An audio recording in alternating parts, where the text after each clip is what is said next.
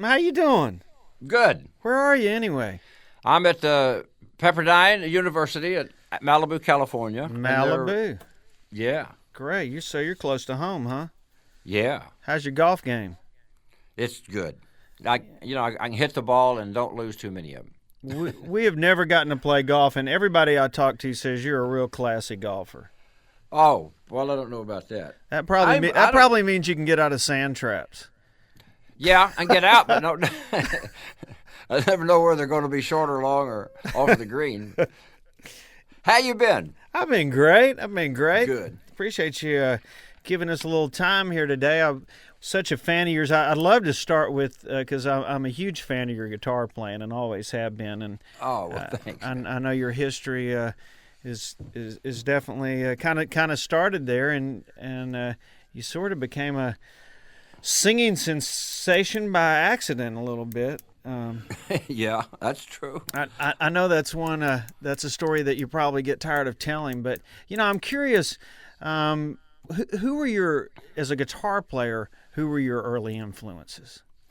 Chet Atkins, Django Reinhardt. Yeah. My Uncle Boo.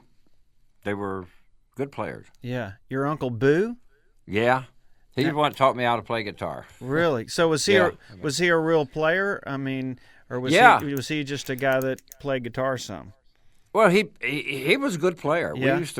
He taught me. Uh-huh. And if I didn't use my little finger, to use like you should, right? He'd say he'd get the wire plier and say, "I'm going to pull it off. You ain't going to use this one." I've used it so much it won't even do nothing but hang out on the long side now. So is that what happened to Django? Because Yeah. he didn't have all his fingers. Your Right, Uncle Boo get a hold of him?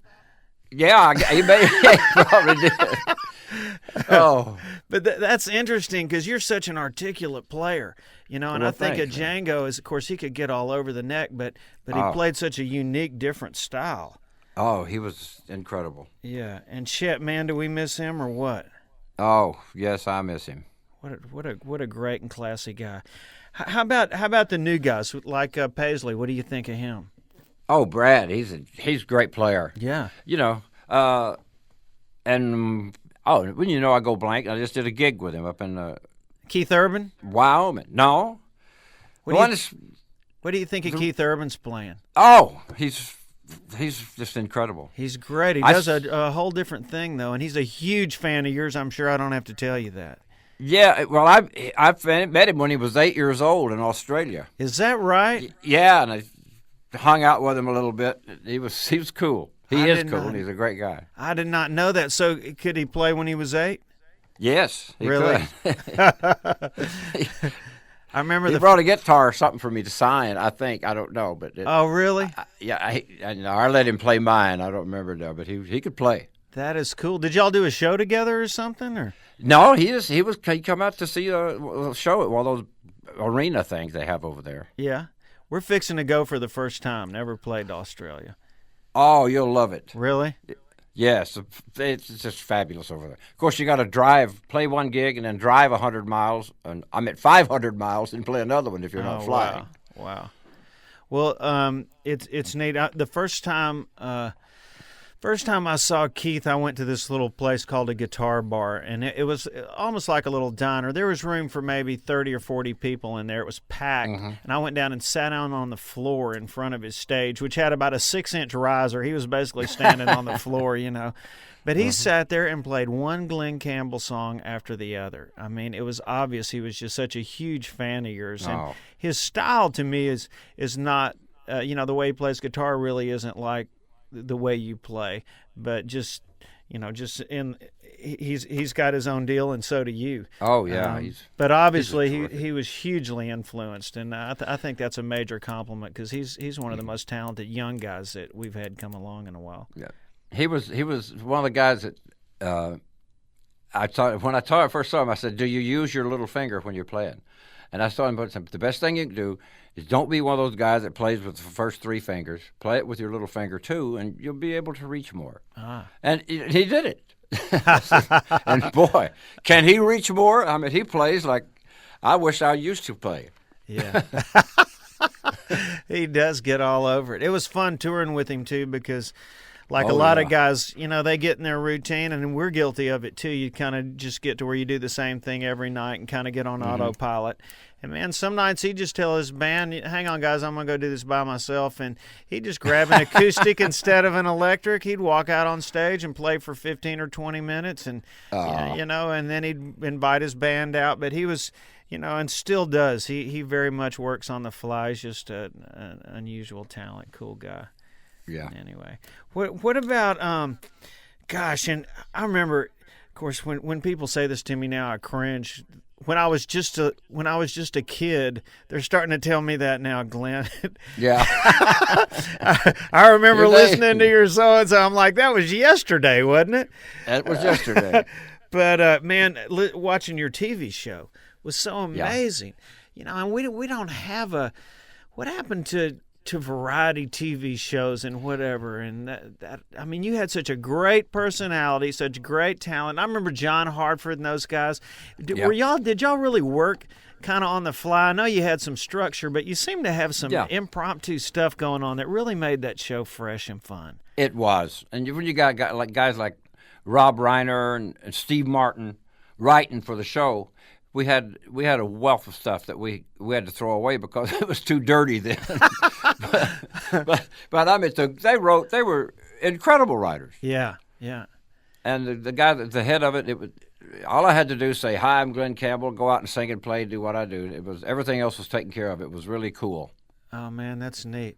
And John Hartford, does memory serve me? I mean, he was on there quite a bit, wasn't he? Just doing fun stuff and. Oh yeah. Yeah. He was on it every week doing something.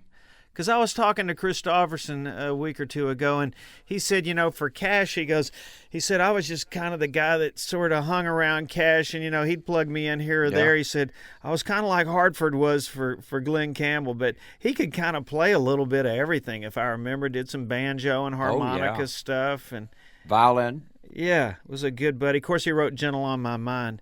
Oh, yeah. Which is one of the most performed songs ever, like second behind Yesterday or something at BMI. And it's second behind Wichita Lineman. Isn't that really? Something? Yeah. Wow. Which Jimmy Webb got the award for the last millennium of the most played song of the millennium. Wow. And that's something. How about that? What about Jimmy Webb? Do you still see him at all? Yeah. Mm-hmm. My kids hang out together here in L.A. now, so they're going to be doing some stuff. So for people that don't know, he wrote Wichita Lineman. What else? Right. Galveston. Oh, that's right. Honey Come Back. I mean, I can't. He wrote about 5 or 6 in a row there. That was I know incredible. you guys had a run that was just amazing. Mm-hmm.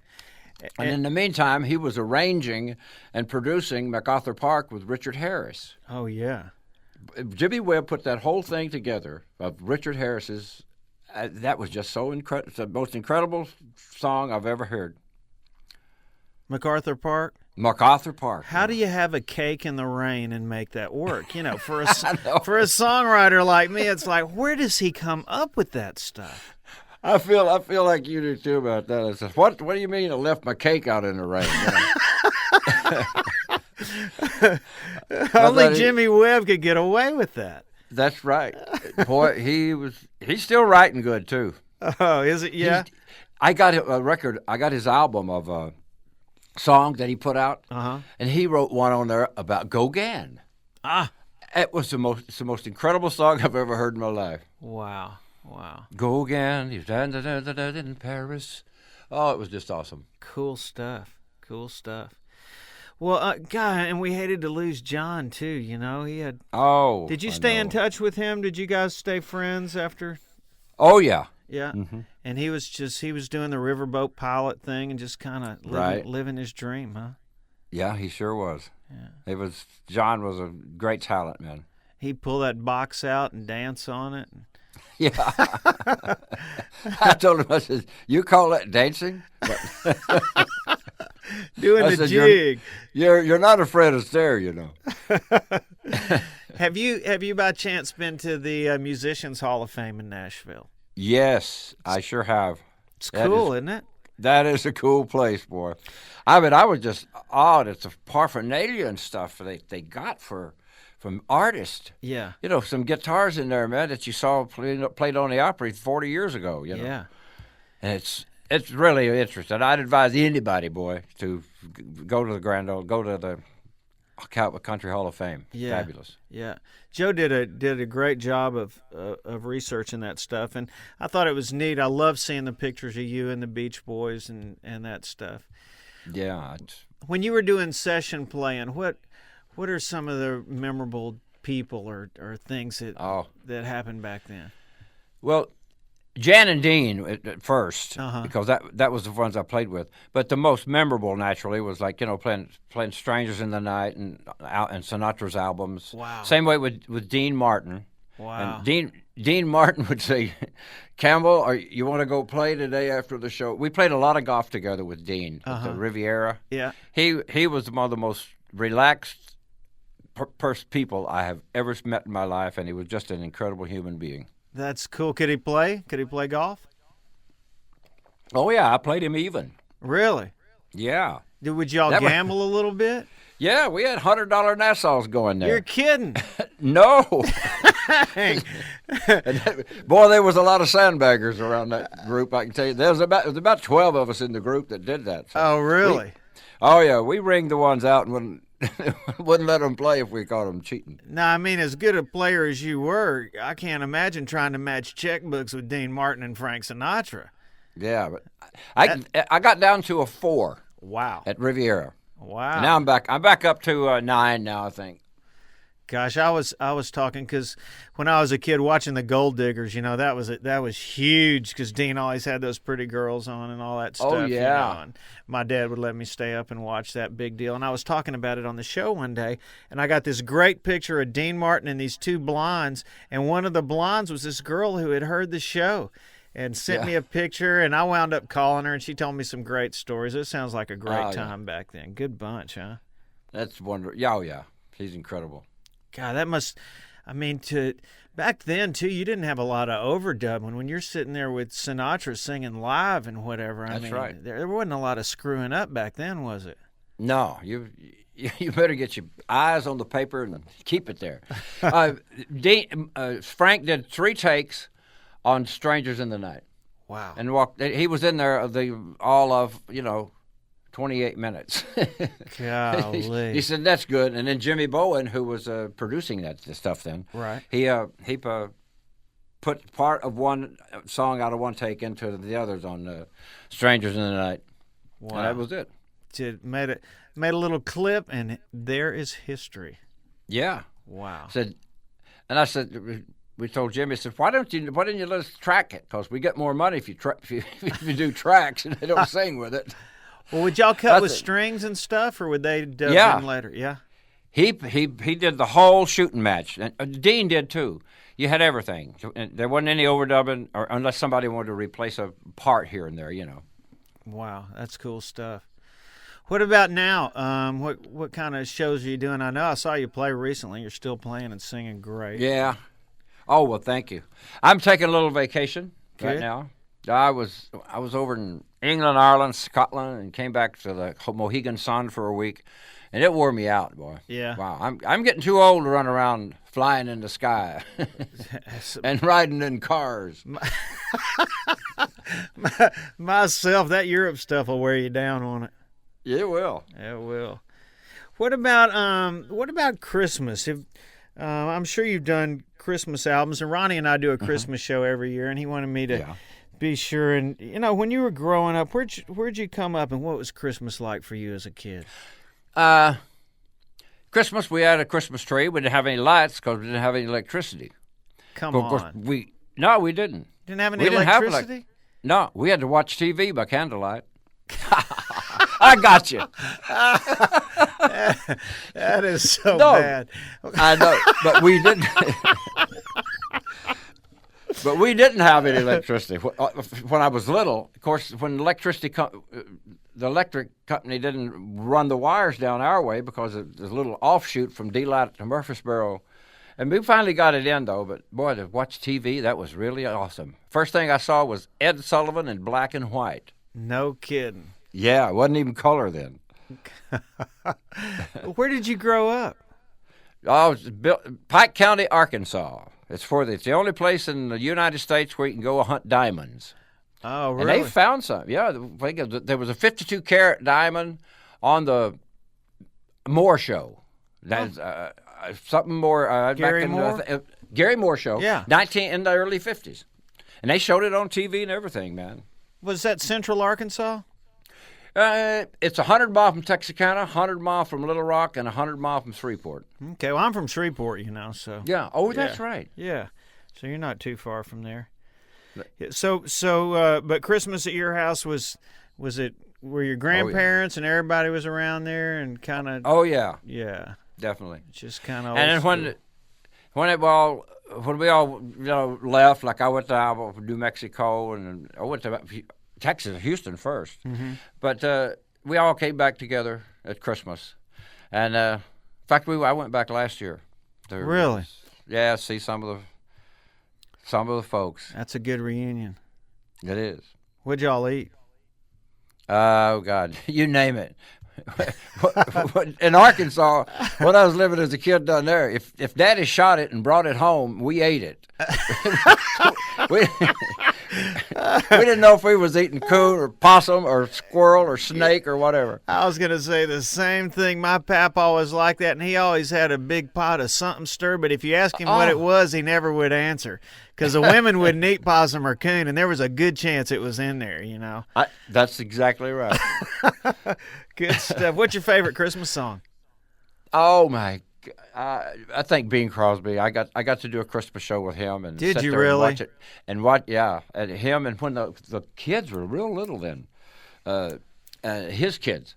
But I got to sing White Christmas with Bing Crosby, and that was just one of the highlights of my life. That's amazing. That's like me getting to play golf with Arnold Palmer. You got to sing White Christmas with Bing Crosby. And I got to play golf with Arnold Palmer. There you go. You can die happy, can't you, Glenn? I can die happy, man.